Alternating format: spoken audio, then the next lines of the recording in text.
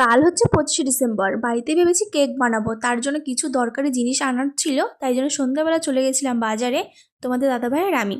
আর সেখানে বাজারে গিয়ে এনেছি একটা স্প্যাচুলার, একটা অয়েল ব্রাশ আর ত্রুটি ফুটি। এগুলোই মেন আনতে গেছিলাম। আর বাদ বাকি জিনিসপত্র সব আমার বাড়িতেই আছে, সেই জন্য আর বেশি কিছু আনতে হয়নি। বাজারে গেছি, কিছু না খেয়েই চলে আসবো।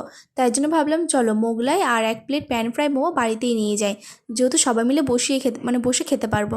আর তোমাদের দাদাভাই যাও না তো আমাকে বাইরের কিচ্ছু খেতে দিতে চায় না, তবুও আমি ভীষণ খেতে ভালোবাসি। অনেক জোর করাতে তারপর নিয়ে এসেছে।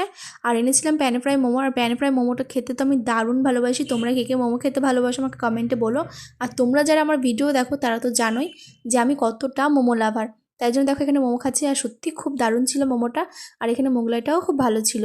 আর আমি কালকে বানাবো কেক, তো কেকের ব্লগ কে কে দেখতে চাও, কেকের ভিডিও কে কে দেখতে চাও আমাকে কমেন্টে বলো। আর যারা কেকের রেসিপি জানতে চাও আমার চ্যানেলটা প্লিজ সাবস্ক্রাইব করে দিও।